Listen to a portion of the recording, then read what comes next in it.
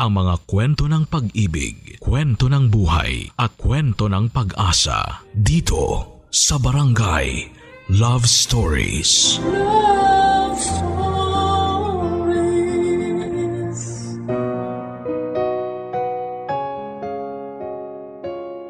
Minsan, malupit ang mundo. Marami tayong problemang pagdaraanan na halos hindi na natin namamalayan kung paano pa natin nagagawang lampasan. May mga taong darating para pasayahin ang puso natin, pero sa huli lilisan din. Pero sa kabila ng masasakit nating pinagdadaanan, na minsan ay umaabot pa sa puntong naiisip natin na hindi tayo kamahal-mahal, may isang taong darating para muli tayong pangitiin at ipapakita kung gaano tayo kahalaga sa kanila. Ganyan ang naranasan ng kabarangay natin na si Yuri. Hindi naging maganda ang naunang karanasan niya sa pag-ibig, pero nagtiwala siya na meron ding nakalaan para sa kanya. Maging masaya pa rin kaya siya sa bago niyang pag-ibig hanggang sa huli. Pakinggan natin ang kanyang istorya dito lamang sa mga kwento ng pag-ibig, buhay at pag-asa sa nangungunang Barangay Love Stories. Dear Papa Dudut, magandang araw po sa inyo at sa lahat ng mga listeners ng Barangay LS. Madalas po akong nakikinig sa live airing po ninyo sa radyo tuwing tanghali at maging sa online. Since 2019 pa po ako nakikinig ng programa ninyo.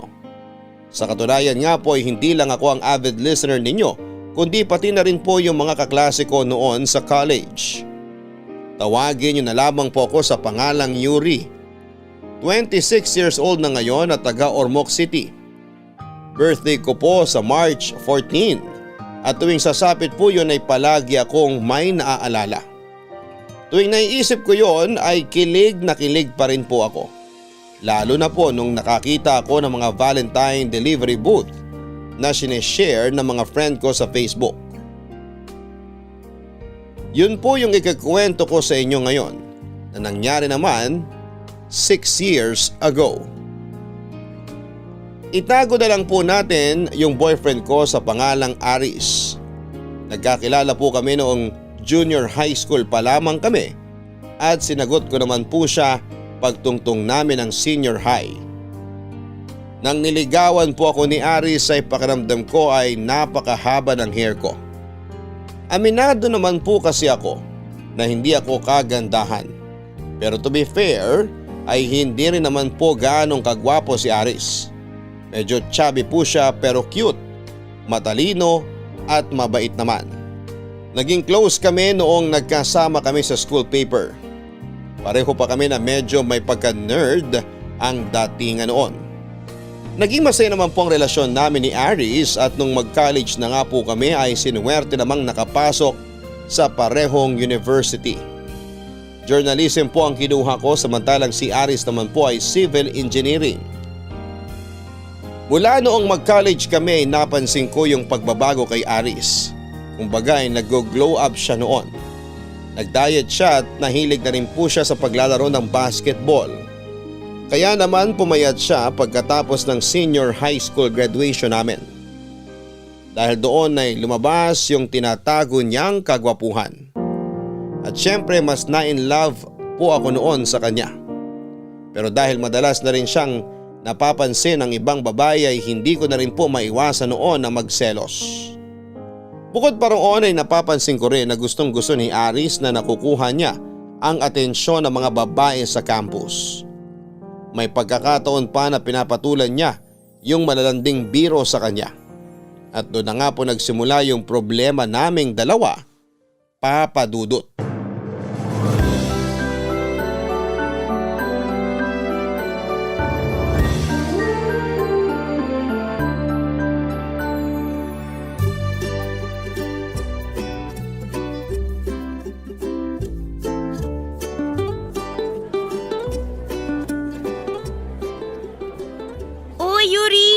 Nandiyan na si Ron, oh. Kanino kaya yung bulaklak na dala niya? Mukhang may dedication pa.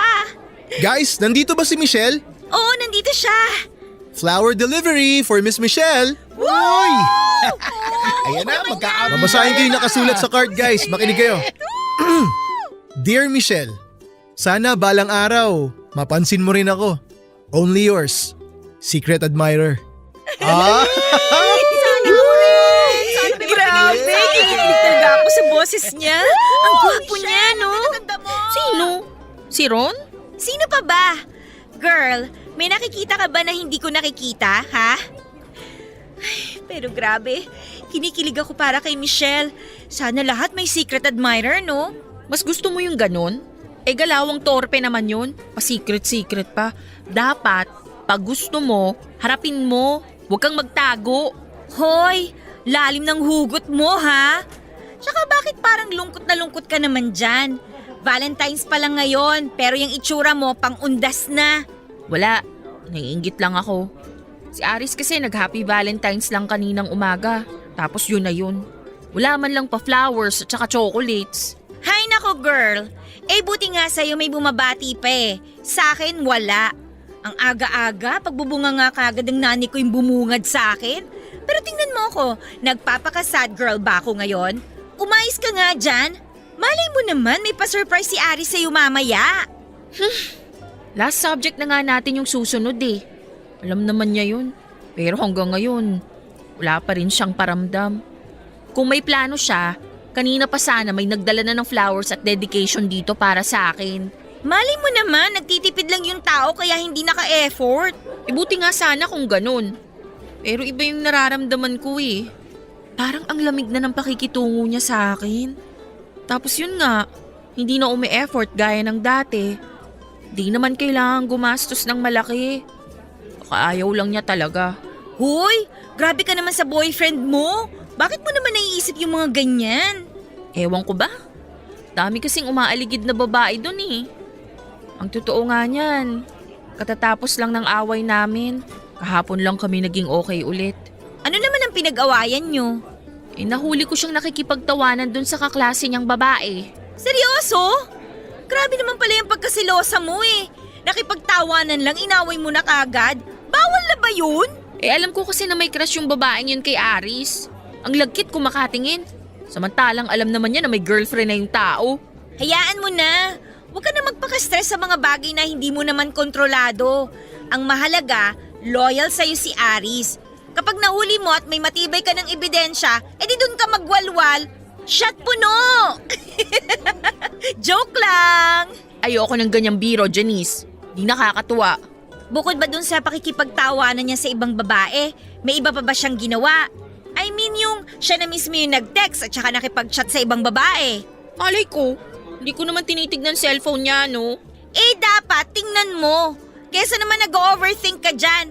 Mamaya mali naman pala yung iniisip mo. Hindi kasi tayo pwedeng basta nalang mag-judge ng tao eh. Alam mo rin naman yung instinct ng mga babae, di ba? Gets naman kita dyan.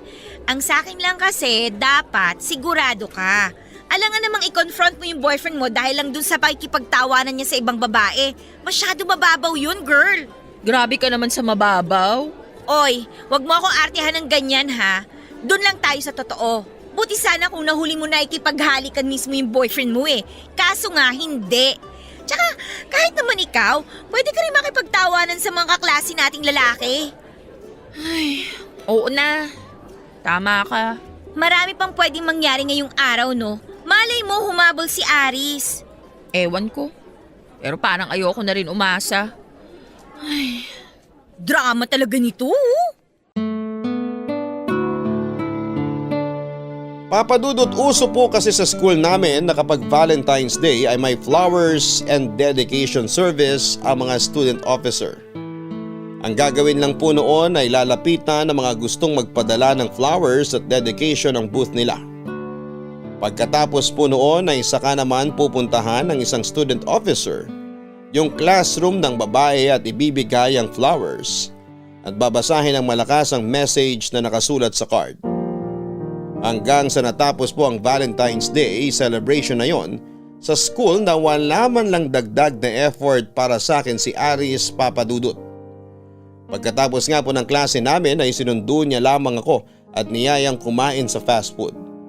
Pasimple ko noong ipinaramdam sa kanya na nagtatampo ako pero deadman niya lamang po yun dahil masyado siyang abala sa mobile games habang kumakain kami. Nang pauwi na kami, saka lang siya nakaramdam na nagtatampo ako. At nung umamin na po ako sa tunay na dahilan ay tinawanan pa niya yon at sinabi na masyadong mababaw yung kinakainis ko sa kanya. Kung gusto ko raw kasi ng pa-flowers sa campus ay sana raw ay sinabi ko na lamang sa kanya dahil gagawin naman daw niya yon. Pero sinabi ko sa kanya na kusa dapat yon na ginagawa at hindi na kailangang sabihin pa. Alam ko naman na sa unang tingin ay medyo mababaw po ang pagtatampo ko kay Aris Papadudut. Ang kaso hindi ko rin alam kung paano ipapaliwanag sa kanya na epekto lamang din yon ng naipong tampo at insecurities na nararamdaman ko noon sa mga nakalipas na buwan. Pakiramdam ko kasi minsan ay parang mas mag-best friend pa kami kesa magkarelasyon. Lalo na at ang laki talaga ng ipinagbago niya.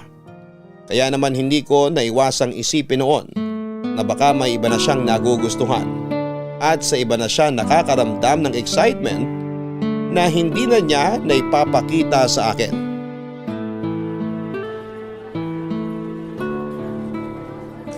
Uy, Yuri!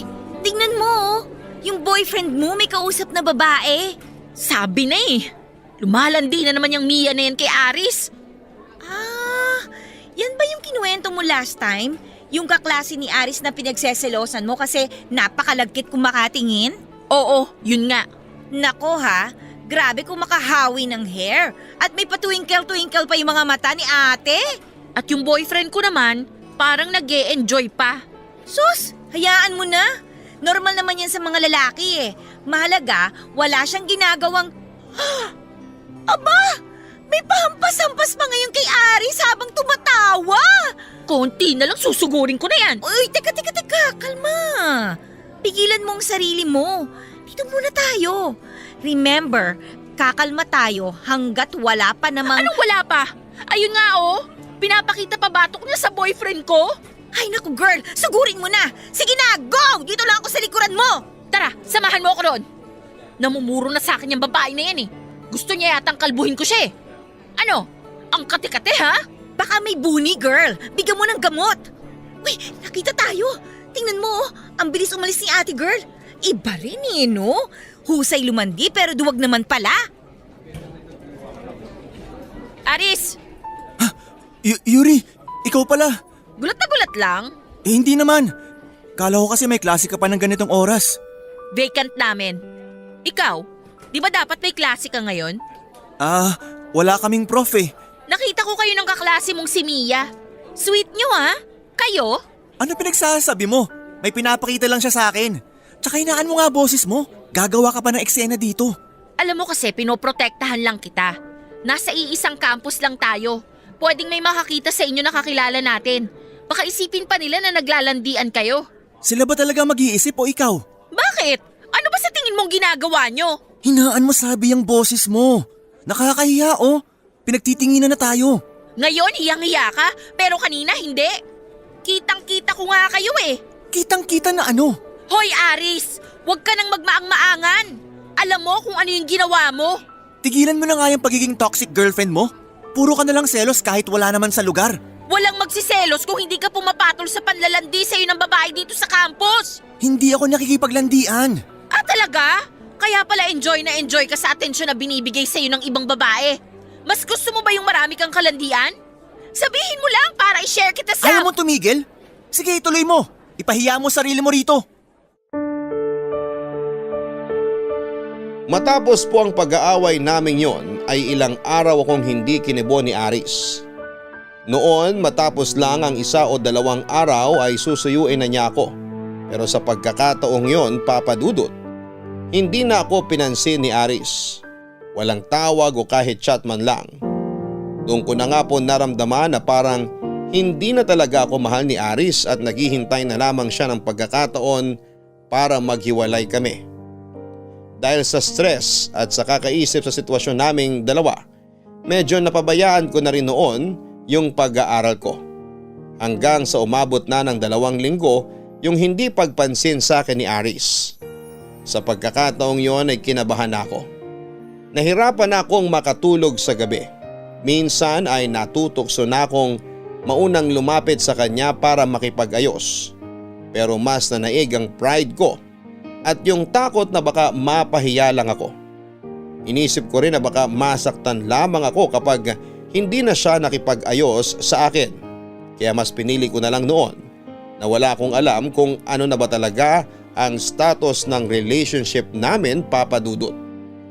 Dahil sa stress, madalas na akong malate noon sa klase. Minsan nga yung ma-absent pa ako. Parang pinupunit ang puso ko tuwing nakikita ko si Aris sa campus na parang hindi naman apektado. Kahit matagal-tagal na rin kaming hindi nag-uusap, parang pinaparamdam niya sa akin noon na hindi naman ako kawalan. Kahit na nagpapanggap ako na masaya ako at kontento na akong nakikita si Aris sa campus, bumabagsak pa rin ang luha ko kapag wala na siya sa paningin ko. Doon ko po na-realize na ang hirap pala talaga ng walang closure. Hindi ko alam kung aasa pa ba ako o papalayain na lamang siya. Mabuti na lang at hindi ako iniwan ng kaibigan kong si Janice. Dinamayan niya ako sa mga panahong sobrang lungkot ko. Siya yung naka-witness ng mga pagpapahirap at pagdadrama ko. Nagulat na nga lang ako nang sabihin niyang kinausap niya si Aris para itanong kung naghiwalay na kami. Naggalit ako sa ginawa niyang yon pero sinabi naman niya na hindi na niya maatim na makita akong nagdurusa habang parang wala lang kay Aris ang lahat. Ang sabi po ni Janice ay mahal pa rin naman daw ako ni Aris. Pero ayaw lang nitong makipagayos dahil sa pagiging selosa ko. Dahil doon ay nabuhayan ako ng loob. Kaya naman matapos po ang 3 linggo ay nag-decide na akong magbaba ng pride. At ako na rin ang nanuyo sa kanya. Sa awa naman po ng Diyos ay nakipagbalikan pa sa akin si Aris. Naging kami po ulit noon. Sobrang saya ko ng mga panahon na yon, pero matapos lang ang ilang buwan ay bumalik na naman ang mga pag-aalinlangan ko. Kinutuban na naman po ako na may iba na si Aris. Pero dahil yung pagiging selosa ko nga ang dahilan kung bakit muntika na siyang makipaghiwalay sa akin, ay sinolo ko na lamang ang kutob ko na yon, Papa Dudut.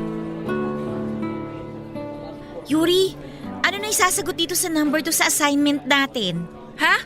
Ano yun? Oh, bakit galit ka? Kaninang lunch ka pa nakabusangot ah. Ano ba problema mo? Wala. Sus, umamin ka na. Si Mia na naman yan no. Ay, oo na. Siya nga. Nakakainis kasi. Nagkasalubong kasi kami sa cafeteria kanina. Tapos inirapan ako. Talaga? Baka naman hindi ikaw yung inirapan. Sure ka ba na ikaw nga? Ay nako. Tumingin talaga siya sa akin kanina. May pa-rolling eyes pa nga eh. Siniguro pa niya na makikita ko yung pag-irap niya sa akin. Tsaka ako lang naman yung malapit sa kanya nung time na yun. Eh di sana inirapan mo rin. Huwag papatalo girl, dapat laging palaban. Yun na nga eh. Doon ako naiinis kasi hindi ako nakaganti. Hay nako, hayaan mo na yon. Ang importante, okay na at nagkabali ka na kay ni Aris, di ba? Oo nga. Pero ewan, parang may something talaga sa kanila ni Mia eh. Bakit? Iba kasi pakiramdam ko. Pakiramdam na ano? Grabe ha, ganyan din naman ang sinabi mo last time pero nakipagbalikan pa rin sa'yo si Aris. Kung may iba na yon, edi sana hindi na siya nakipagbalikan sa'yo.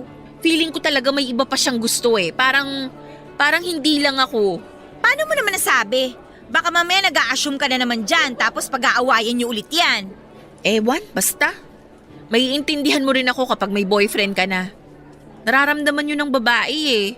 Minsan kasi parang ibang iniisip ni Aris. Pag magkasama kami parang andun siya pero parang di ko siya maramdaman. Wala kasi sa akin yung atensyon niya eh. Talaga? Iba ka naman malungkot o kaya may iniisip lang. Hirap din kaya ng inaaral sa civil engineering. Hindi naman siya mukhang malungkot eh. Mukha nga siyang masaya at hyper paminsan. Pero nararamdaman ko na dahil yun sa ibang bagay eh. At hindi dahil sa akin. Anong masaya? Yung ngiting-ngiti habang magkasama kayo pero hindi naman nakatingin sa'yo? Hirap ipaliwanag. Siguro parang kapag may bagong bili kang sapatos, parang excited ganon. Excited at ganadong mabuhay. Pero kung ano yung kinaka-excite niya, hindi ko alam. Ang sigurado ko lang, hindi yun dahil sa akin. At feeling mo may kinalaman dun si Mia. Oo, ganun na nga. Siya lang kasi yung naiisip ko na pwedeng maging malapit kay Aris. Bakit hindi mo kumprontahin yung boyfriend mo tungkol dyan? Alam mo naman, di ba? Munti ka na nga kaming mag-away tungkol sa pagsiselos ko eh. Tapos sabi mo, dapat sigurado muna ako. Yung may proof dapat, ganun.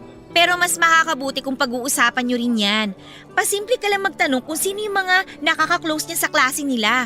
Wala namang masama dun, girl. Kasi dapat talaga open kayo sa isa't isa. Salamat ha. Kahit minsan, hirap ka nang intindihin ako pero nandito ka pa rin. Sus, ang drama mo naman. Para yun lang eh. Ikaw lang kasi kakampi ko eh. At ikaw lang din yung nakakaintindi sa akin. At dakilang kontrabida na rin sa mga iniisip mo. Tama ka naman doon. Sinunod ko ang payo ni Jenice Papadudut. Kinausap ko si Aris ng mahinahon at maayos kong sinabi yung mga gumugulo sa isipan ko. Pero sa halip na bigyan niya ng linaw ang mga yon, naging defensive siya at nagalit lamang siya sa akin. Hanggang sa nauwi na naman yon sa isang away. Marami siyang isinumbat sa akin at kesyo praning daw ako, mapanisi, insecure at madrama sa buhay kaya napapagod na siya sa relasyon namin. Sa totoo lang, Papadudut, hindi ko alam kung saan niya hinuhugot yung mga ganong paratang niya sa akin, lalo pat mula nang magkabalikan kami ay saka ko lang siya ulit kinausap tungkol sa ganong bagay. Hindi na po ako nagulat nang mauwi sa hiwalayan yung pag-aaway naming yon. Sa pagkakataong yon ay tinapos na niya ang lahat sa amin. Lininaw niya na hindi na niya ako gusto. Nang tanungin ko kung meron na bang iba ay medyo natigilan pa siya. At doon ko na nga napatunayan na meron na nga. Hindi ko na po siya inaway noon at matagal ko na rin namang nararamdaman na may taning na ang relasyon namin. Kaya pinabayaan ko na lamang po si Aris. Pinalaya ko na siya at ang sarili ko. Pero matapos ang 3 buwan mula nang maghiwalay kami ni Aris ay natuklasan ko kung sino ang pinalit niya sa akin, Papadudut. Teka, parang si Aris yun ah. At sino naman yung kasama niya? Parang pamilyar ah. Lapitan ko nga.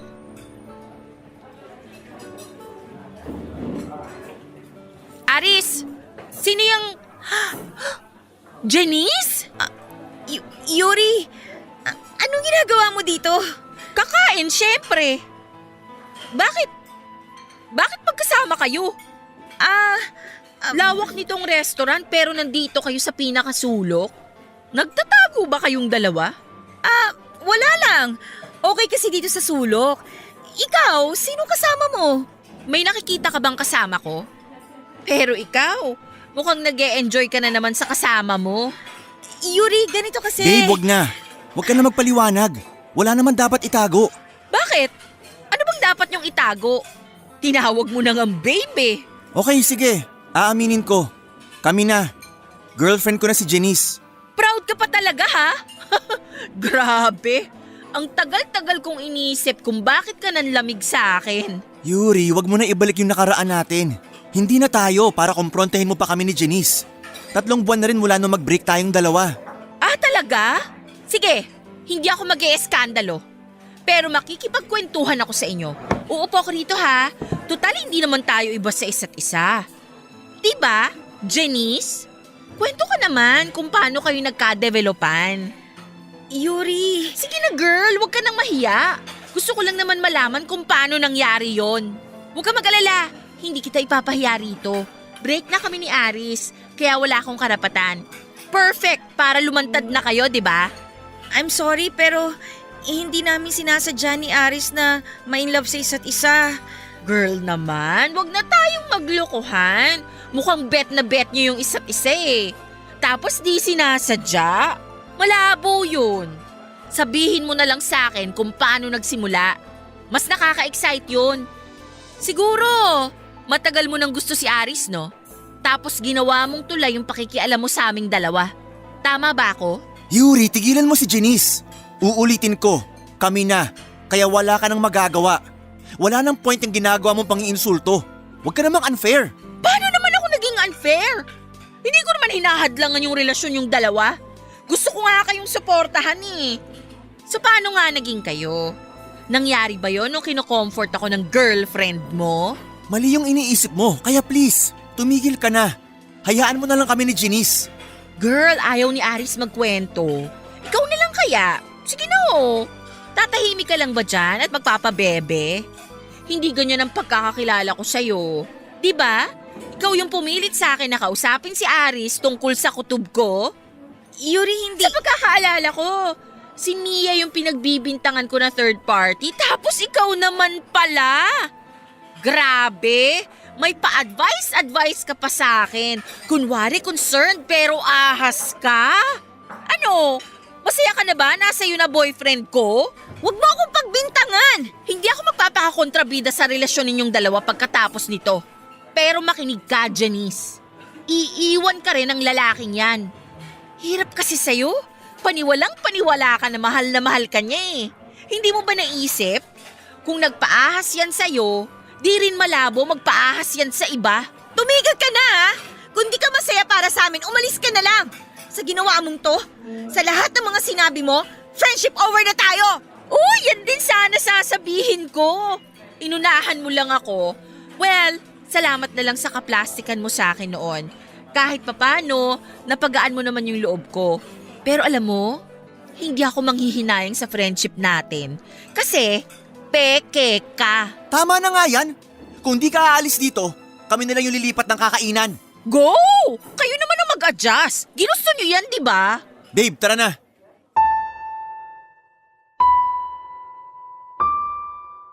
Papadudod sa kabila ng pagpapanggap ko na matatag ako ng mga oras na yon, pagkaalis ni na Aris at Janice ay siya ring pagpatak ng mga luha ko.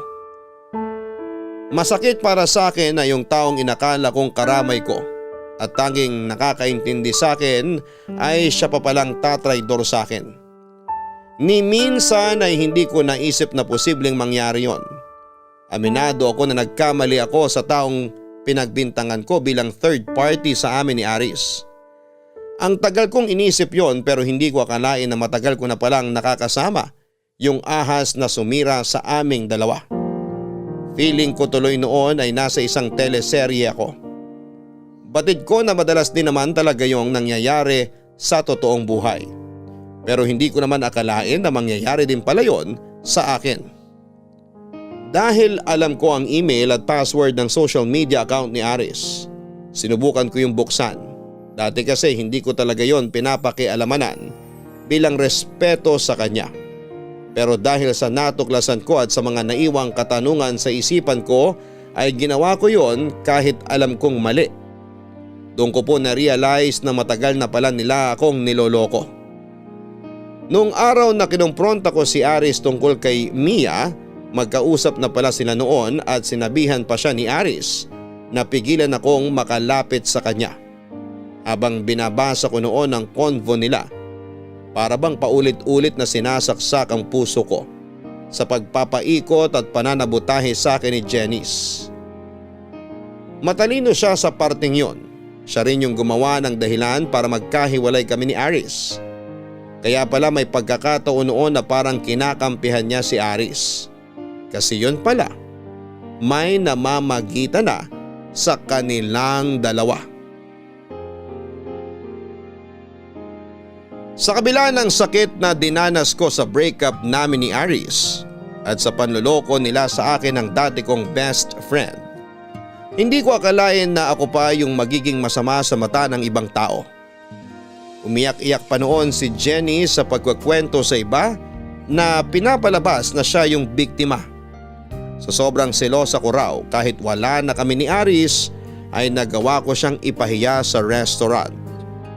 Nung una po ay hati ang simpatya ng mga estudyanteng nakakakilala sa amin. Pero nang sulsulan pa yon ni Mia na hate ako, lumalabas pa na war freak ako at praning na ex-girlfriend ni Aris. Nagsinungaling kasi noon si Janice at sinabi niya na naging sila lang ni Aris nung 3 buwan na kaming hiwalay Kaya hindi naman daw kami noon pinagsabay at walang lokohang naganap. Kahit sobrang nanggigit-git ang kalooban ko, hindi na lamang po ako pumatol, Papa Dudut. Kahit na kung tutuusin ay pwede ko namang gawing patunay ang conversation ni Aris at Janice na na-screenshot ko lahat matapos kong basahin. Pero kilala ko si Janice. Magaling siyang magpaikot ng tao at magpalusot kaya baka mag-backfire lang din sa akin ang lahat. Mahirap pero pinagpasa Diyos ko na lamang po ang lahat. Na-depress po ako noon. Madalas akong tulala at pakiramdam ko ay pagod na ako sa lahat ng bagay. Halos lahat ng subject ko ay muntik nang bumagsak. Nag-stress eating ako hanggang sa tumaba ako.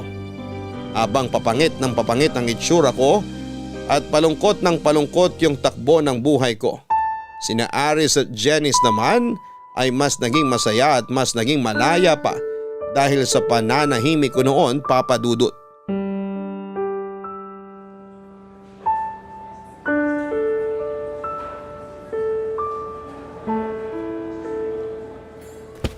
Uy, aray ko naman! Sorry? Buti hindi natapon tong juice na hawak ko.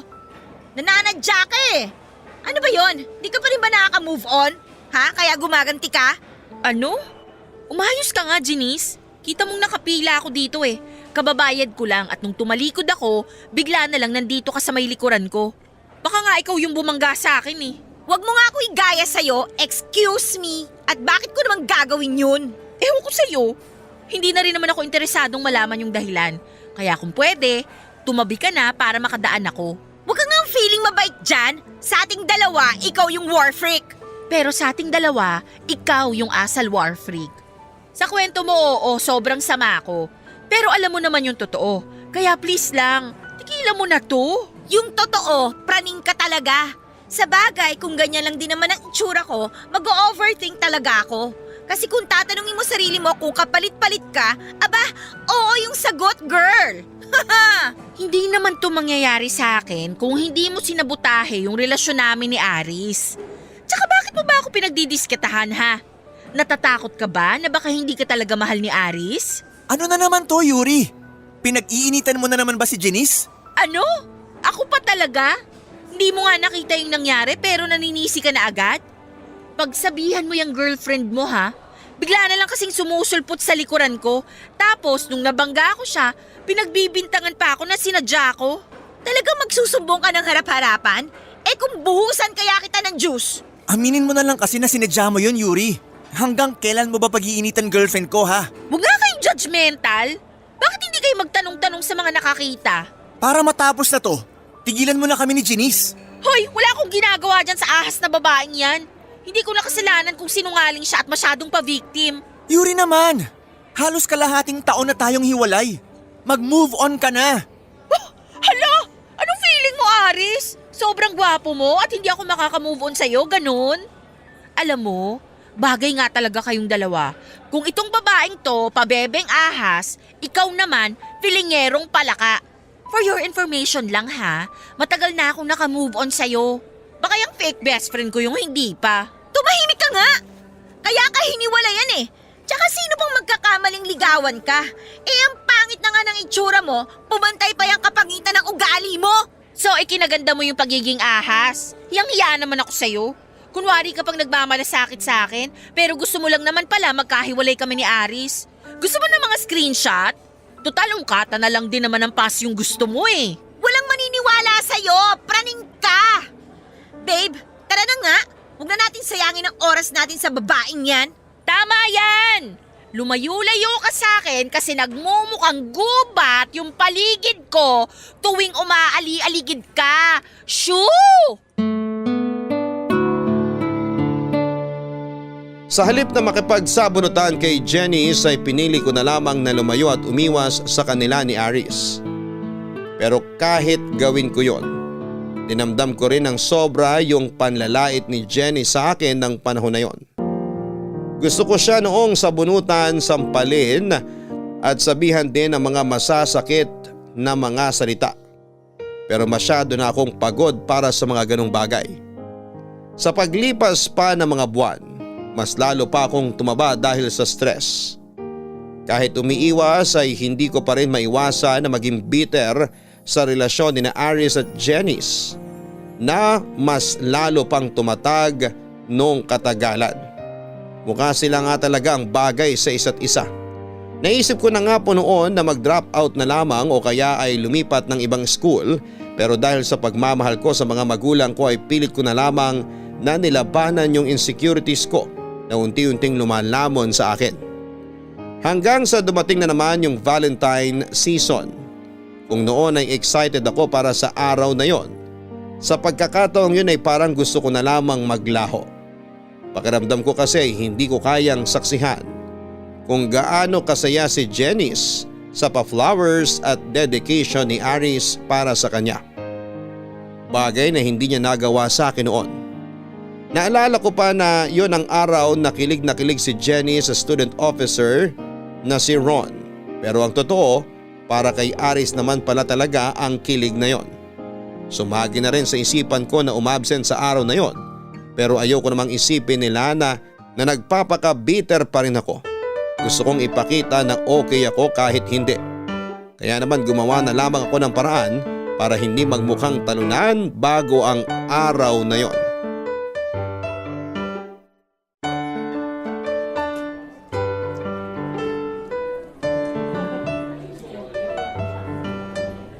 Valentine service! Mag-send na ng flowers and dedication sa mga forever nyo o gustong maging forever nyo.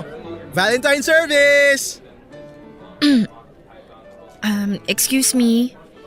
Pwede ba akong magpa-Valentine service? Oo naman.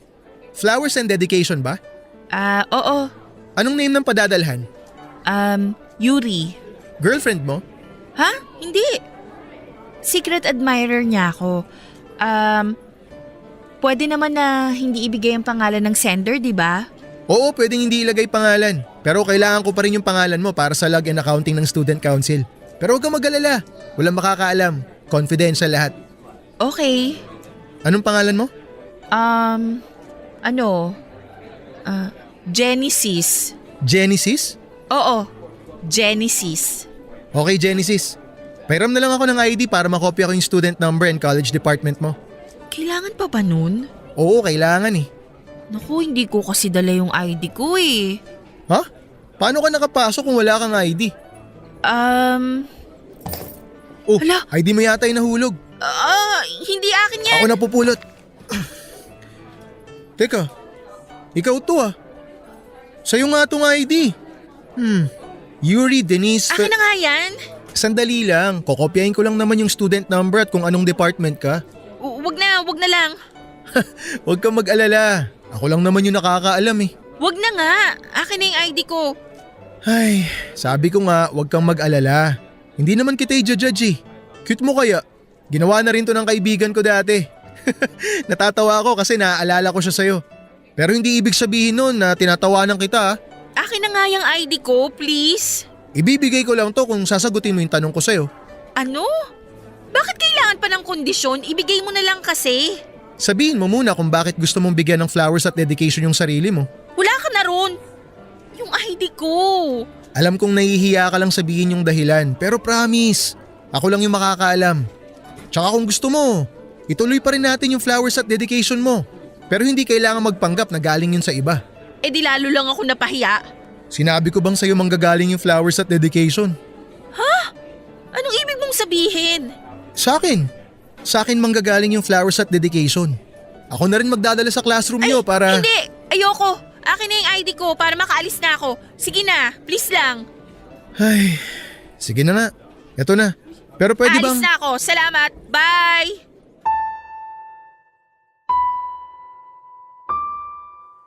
Papadudot halos sa bunutan ko na noon ang sarili ko dahil sa sobrang kahihiyan na dinanas ko sa harap ng student officer sa school namin na si Ron. Ang padalhan ko po ng flowers at dedication ng sarili ko na siguro ang pinaka nakakahiyang ginawa ko sa tanang buhay ko. Pero ang pinaka malala sa lahat, bago ko pa mapadala yon sa sarili ko ay nabuking na ako. Bagamat hindi naman kami talaga magkakilala, magkikita pa rin kami sa campus dahil pareho pa rin kaming estudyante doon.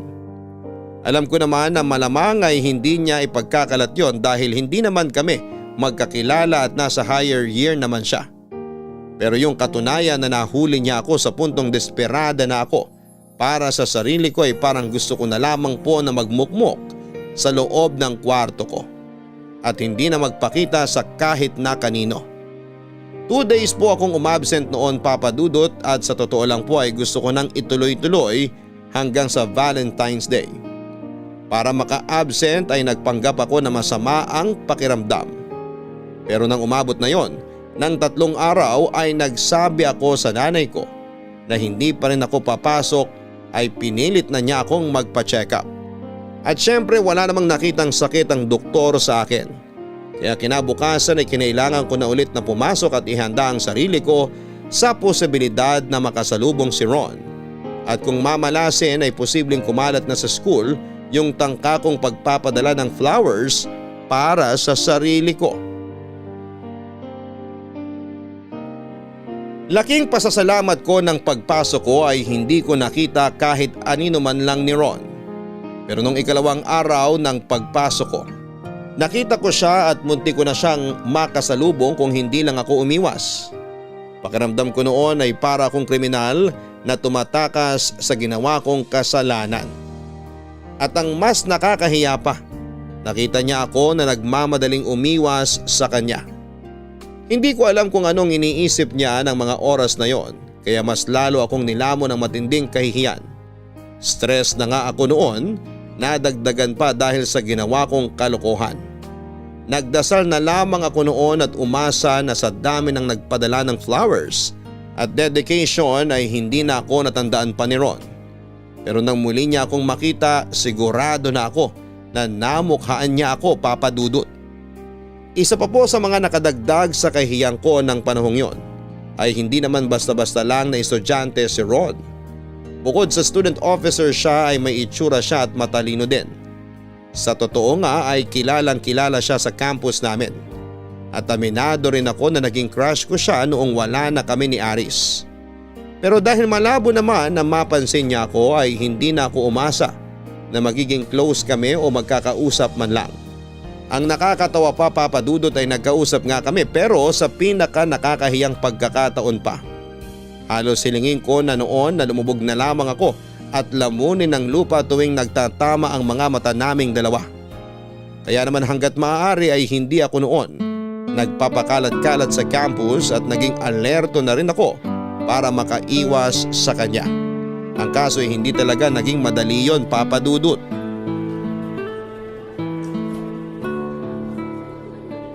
Hi! Pwede ba makishare ng table? Ha? Okay lang. Paalis na rin naman ako. Teka, sandali lang. Bakit naman naalis ka kaagad? Mukhang di ka pa tapos sa ginagawa mo eh. May klase pa ako eh. Huwag ka munang umalis. Gusto sana kitang makausap. Kahit 5 minutes lang. Please, upo ka muna.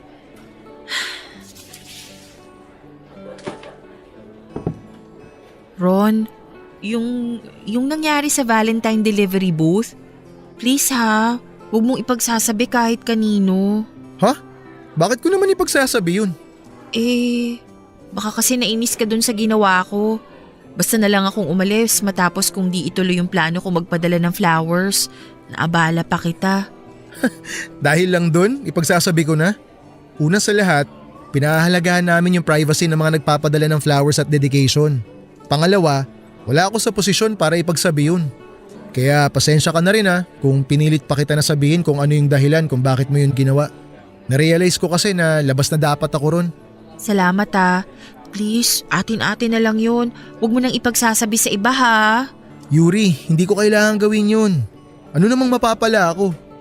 Actually, yun nga yung dahilan kung bakit gusto kita makausap eh. Bakit?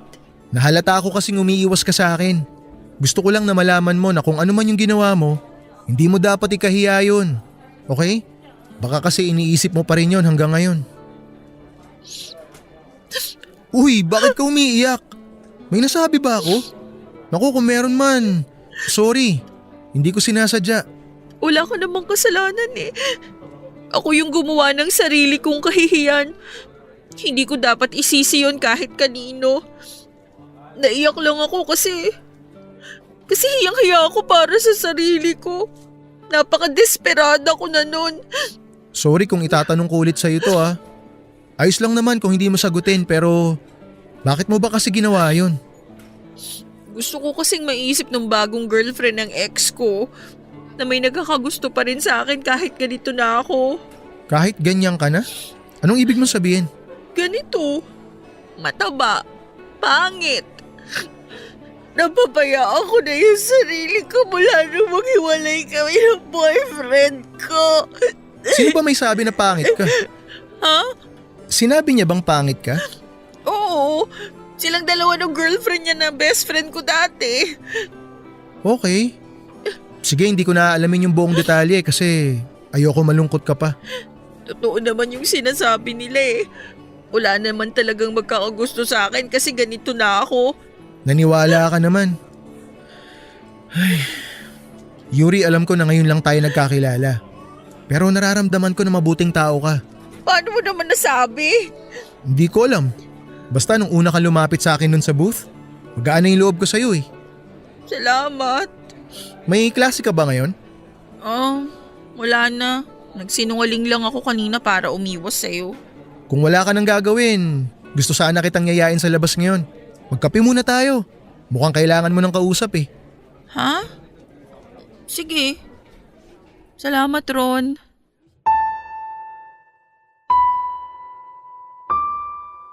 Papadudot, dinala po ako ni Ron sa isang coffee shop na medyo malapit sa campus namin. Nung unay nahihiya at naiilang pa ako na makipagkwentuhan sa kanya dahil naging crush ko nga rin siya. Bukod pa roon ay may mangilan-ngilan ding mga estudyante sa campus na kilala siya at napapatingin sa aming dalawa habang nagkakape. Sa tingin pa lang nila ay kitang-kita ko na kung paano nila ako husgahan, lalo na si Ron pa yung kasama ko ng mga oras na yon. Pero dahil nakagagaan naman talaga ng kalooban yung presensya niya, ay bahagyang nawala yung atensyon ko sa mga nakatingin sa amin. Habang tumatagal nga po ay naging komportable na ako kay Ron. Hindi na ako nahiyang magkwento sa kanya. Kahit na nakatitig siya sa akin habang nagsasalita ako na para bang kinakabisado niya yung bawat buka ng labi ko. Doon ko na rin nalaman na marami rin pala kaming pagkakapareho. Pareho kaming mahilig magbasa ng libro. At may ilang libro din na pareho naming paborito. Yung kwentuhan namin tungkol sa heartbreak ko kay Aris ay natabunan ng mga kwento tungkol sa mga libro, musika at kung ano-ano pa. Hindi nga namin namalaya ng oras at inabot na kami ng closing time sa coffee shop. Sa unang pagkakataon mula nang maghiwalay kami ni Aris ay naranasan ko ulit ang kiligin. Pero bago kami maghiwalay ng gabing yon ay may babaeng tumawag sa kanya. Doon bumagsak yung ilusyon ko na may pag-asa ako sa kanya dahil mukhang may girlfriend na siya, Papa Dudut. Kinabukasan ay Valentine's Day na. Sa school namin, inihanda ko na noon ang sarili ko para masaktan dahil sigurado akong magpapadala si Aris ng flowers kay Janice sa klase namin. Pero kahit papaano, nang dahil sa naging pag-uusap namin ni Ron, nang nakaraang gabi medyo gumaan na ang pakiramdam ko. Pero ang hindi ko po alam, may pasabog din po pala si Janice ng araw na yon.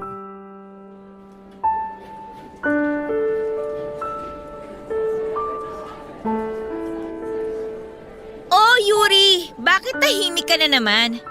Umaasa ka ba ulit na may magpapadala ng flowers at dedication sa'yo ngayon? Ay, wala ka na nga palang boyfriend. Janice, please. Ayoko ng gulo. Ayaw mo ng gulo, pero yung gulo mismo ang lalapit sa'yo hanggat hindi ka tumitigil sa pagiging desperada mo. Ano bang problema mo? Bakit ba ayaw mo akong tigilan? Akala mo ba, hindi ko alam yung ginawa mo nung nakaraan? Ha? Anong ibig mong sabihin? Ha? Kabado ka, no? Ano ba kasi? Malalaman mo rin, girl. Pero huwag ka masyadong ma-excite, ha? Oh, nandiyan na pala si Ron. Hey guys, may delivery ako dito sa room nyo. Bakit parang namumutla ka? May kinatatakutan ka, no? Desperada. Nandito ba si Miss Yuri? Flowers and dedication for Miss Yuri. Iba ka. Ha? Yuck! Best actress yan? Miss Yuri, pwede ka bang pumunta rito sa harapan? Ako? Bakit ako? Kasi pangalan mo yung nakasulat dito eh. Halika na. Go, Yuri! Huwag mo kakalimutang pasalamatan ng sarili mo, ha? Nag-effort ka pa naman na padalhan ng flowers yung sarili mo. At may dedication pa! Janice, please.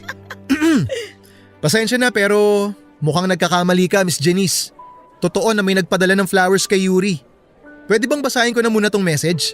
Sus! Sigurado naman akong gawa-gawa lang niya yan. Nakita ko siya sa Valentine delivery booth nung isang linggo. Pumunta siya doon para magpa-deliver ng flowers. Sino naman yung padadalhan niya? Wala naman siyang boyfriend. Ako yung officer na naka-assign doon nung time na yon. At ako rin yung magpapatunay na hindi siya nagpunta ron para padalhan ng flowers ang sarili niya. Kaya kung pwede lang, basahin ko na muna yung message. Di basahin mo? Pakinggan natin yung kasinungalingan na yan. Dear Yuri, maganda ka kahit sinasabi mong hindi. Hindi ka lang maganda, kundi mabuti rin yung puso mo. Sana balang araw, makita mo rin yung magagandang bagay na nakikita ko sa'yo. Sincerely admiring you, Ron. Sinong Ron naman yan? Galing mag-imbento, ha? Yuri, tong flowers na to, sa akin to galing. Huwag ka nang umalis dyan sa kinauupuan mo. Ako na lalapit sa'yo. Uy, Ron, ano to? Ang totoo, hindi talaga ako yung officer na naka-assign para magdala ng flowers dito sa klase nyo pero kinuha ko to para ako mismo yung personal na mag-abot sa'yo. Hala, seryoso ka ba? Oo, seryoso ako. Bakit naman hindi? Alam ko nahihiya ka ngayon kasi nga nabigla ka sa ginawa kong to pero gusto sana kitang ayain para sa isang date eh. Kapag tinanggap mo tong flowers mula sa akin, ibig sabihin nun, pumapayag ka na i-date kita. Ay, tama ka. Nahihiya talaga ako kasi hindi ko inaasahan na ikaw pa yung magbibigay sa akin ng flowers ngayon. Pero, hindi ko rin hahayaang masayang yung effort mo. Kung ganon, pumapayag ka ng maging kadate ko? Siyempre, sino ba naman ako para tumanggi?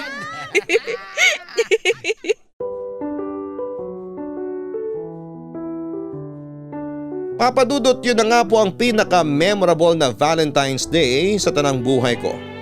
Hindi ko po yun makakalimutan dahil noong ko lang naranasan. Yung kilig at saya na hindi ko naranasan noong kami pa ni Aris. Sa darating nga po na March 14 ay may double celebration po kami dahil bukod sa birthday celebration ay yun din ang first anniversary namin ni Ron. Sa awa ng Diyos, naging matibay at secure naman ang relasyon naming dalawa. At sana nga po ay magtuloy-tuloy na yung maganda naming samahan. Mahal po namin ang isa't isa at palagi niya ring pinaparamdam sa akin kung gaano ako kahalaga sa kanya. Bukod sa pagiging sweet at maalalahanin ni Ron ay napaka-gentleman pa niya. Kaya naman ramdam na ramdam ko at malinaw sa akin kung ano nga ba talaga ako sa buhay niya. Mula po nung maging kami ni Ron ay mas nag-mature din po ako. Bukod pa roon ay tuluyan na rin akong nakawala sa depression na dinanas ko roon. Nakakakain na po ako ng tama at nakakatulog na ng maayos sa gabi. Gumanda na pong muli ang kalusugan ko, pumayat at nag-glow up na rin ako. Tama nga po siguro yung sinasabi nila na malalaman mo kung nasa tamang tao ka kung natutulungan kanyang mag-grow bilang isang tao. Tinulungan niya rin ako kung paano ako mas mamahalin ang sarili ko. Sina Janice at Aris naman po, papadudot, ay mukhang nagkakalabuan na rin ngayon dahil muli sa issue ng third party. Madalas ko pa rin silang nakikita sa campus at nakakasama ko pa rin sa klase ang dati kong best friend pero hindi na ako naapektuhan pa sa kanila. Doon ko lang masasabi na fully healed na po ako sa sakit na ipinaranas nila sa akin noon. At para po sa lahat ng mga tagapakinig ninyo at mga kabarangay natin, ipagdarasal ko na sana'y lahat kayo ay makaranas din ng happy ending gaya ng nangyari sa akin. At sa lahat naman ng mga iniwan, sinaktan at binaliwala, ng minahal nila, ay balang araw ay makakatagpo din kayo ng taong magpaparamdam sa inyo na karapat-dapat kayong mahalin at alagaan. Hanggang dito na lamang po ang kwento ko, Papa Dudut. Maraming salamat po sa iyo at sa lahat ng mga bumubuo ng Barangay Love Stories na laging number 1 para sa aming mga solid ninyong tagapakinig. God bless, Papa Dudut. Ang inyong forever kapuso at kabarangay, Yuri. Mga kabarangay, ang kabiguan sa pag-ibig ay parte na ng ating buhay. Hindi sa lahat ng pagkakataon ay puro saya at kilig lang ang mararanasan natin sa paglipas ng panahon. Maaari po tayong masaktan, pero yung sakit na ating naranasan din ang magpapatibay sa ating puso at magbibigay ng pag-asa na balang araw ay may taong darating sa buhay natin para tulungan tayo na iangat ang ating mga sarili. Hindi rin mawawala yung mga tao na labis nating pinagkakatiwalaan na sa huli ay siya rin palang magdudulot sa atin ng pinakamasakit na karanasan. Tulad na lamang ng naranasan ng sender nating si Yuri, yung tao na akala niya ay best friend niya at mahal na mahal siya ay peke naman pala. Pero sa huli ay mas pinili niyang ipagpatuloy ang buhay at kasabay naman noon ay ang pagdating ng taong magmamahal sa kanya nang higit pa sa inaakala niya. Hanggang sa muli, ako po ang inyong si Papa Dudut sa mga kwento ng pag-ibig, buhay at pag-asa sa Barangay Love Stories number 1. Sabay-sabay nating pakinggan ang iyong kwento ng pag-ibig, buhay at pag-asa. Ipadala lang sa barangaylovestories@yahoo.com. Nagustuhan ng iyong napakinggan? Ituloy yan via live stream sa www.gmanetwork.com/radio.